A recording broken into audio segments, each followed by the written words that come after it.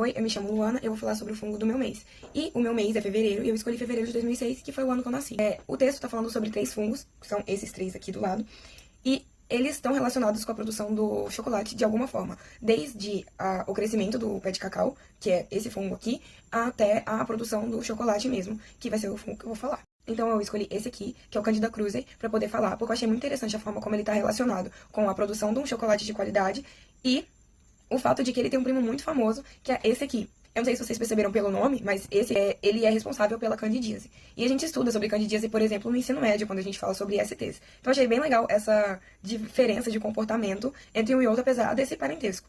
Antes de falar sobre o fungo em si, eu vou dar uma contextualizada sobre o cacau. Porque o cacau ele é consumido há muito tempo. Só que, se a gente parar pra pensar, é estranho o consumo do cacau quando a gente pensa que o cacau é uma fruta com pouca polpa, né?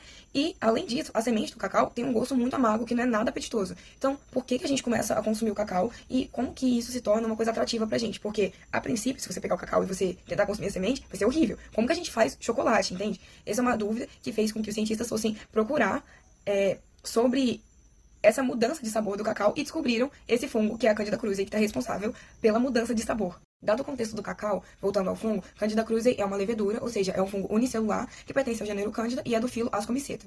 O hábito desse fungo é majoritariamente saprófito, o que significa que ele se alimenta de matéria orgânica em decomposição. Só que eu digo majoritariamente porque, assim como o primo dele, ele pode acabar parasitando humanos, né? Só que o problema é que quando ele parasita humanos, ele é mais resistente, então isso pode dificultar um pouquinho o tratamento. Já que eu disse que ele é saprófito e ele faz decomposição, o que acontece nele e no cacau? Quando o cacau cai no chão e começa o processo de decomposição, esse fungo vai começar a fermentar dentro da polpa do cacau, vai começar a liberar ácido acético. Quando esse fungo libera ácido acético no cacau, o que acontece é que ele começa a melhorar o aroma do cacau e, além de melhorar o aroma, ele começa a diminuir o sabor muito amargo do cacau. Ou seja, o cacau que já tinha caído no chão, começado seu processo de fermentação ali, e por conta da presença do ácido acético, ele tinha um sabor muito menos amargo e um cheiro muito mais agradável do que a semente do cacau, que eventualmente você abriria e comeria a polpa. Então hoje nas indústrias, eles usam esses fungos, eu digo esses porque tem mais, eu tô trazendo esse Candida cruzi, mas o texto mesmo traz 3 fungos diferentes, que eles são em processos diferentes, claro, porque cada um reage de uma maneira,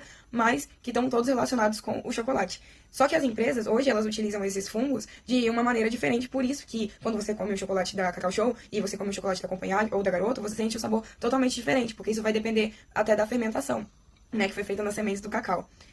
Eu achei muito legal essa história, né, essa descoberta, porque começa com, nossa, a semente do cacau tem um sabor tão amargo, por que a gente se interessou? A gente descobriu o motivo pela qual ela fica com um sabor menos amargo, tem a relação com o fungo, e esse fungo hoje ser utilizado dentro das indústrias para poder produzir o chocolate que a gente come no nosso dia a dia. No fim das contas, os fungos são extremamente diversos e mesmo fungos do mesmo gênero podem ter atuações totalmente diferentes. E esse foi o fungo do meu mês.